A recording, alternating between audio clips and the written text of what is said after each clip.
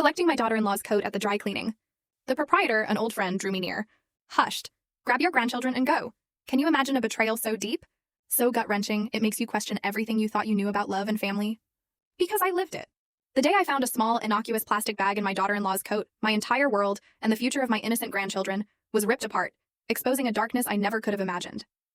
What would you do if you realized the person you trusted most was planning to sell your own grandchildren? That day, the heat of the afternoon still clung to my skin even as evening approached. My grocery basket was heavy, and sweat plastered my blouse to my back as I trudged down our old street.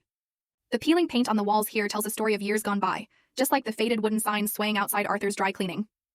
I stopped, fumbling in my purse for the crumpled yellow claim ticket. My daughter-in-law, Chloe, had pressed it into my hand that very morning, her voice soft but rushed.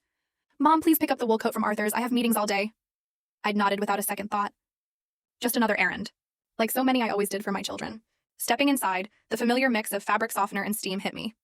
Arthur, an old man with glasses perched on his nose, was behind the counter, his bony hands flipping through a notebook.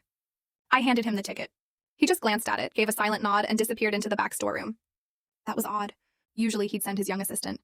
But today he went himself, moving slowly, deliberately, almost as if he was trying to buy time. I waited, idly stroking the handle of my basket, my mind drifting to dinner. What would I cook for Sophia and Leo, my sweet grandchildren, tonight? He returned with Chloe's coat, carefully wrapped in clear, softener-scented plastic. But instead of handing it to me, he paused. His eyes darted around the empty shop, confirming we were alone. My brows furrowed. This was seriously strange. Before I could even open my mouth to ask, his rough, calloused hand gripped my arm, hard. "Eleanor," he murmured, his voice hoarse, barely a whisper. "Come here for a moment." He didn't give me time to react. He just pulled me behind a worn-out curtain that shielded the back of the shop. The air grew thick with bleach and steam, making it hard to breathe. Piles of clothes, waiting to be ironed, formed a messy wall, hiding something. "You need to see this," he said, his voice trembling now. He opened a rickety drawer beneath the counter and pulled out a small, clear plastic bag.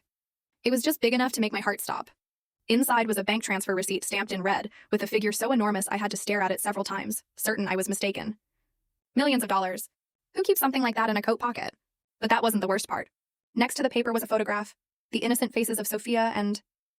Full story video added in below.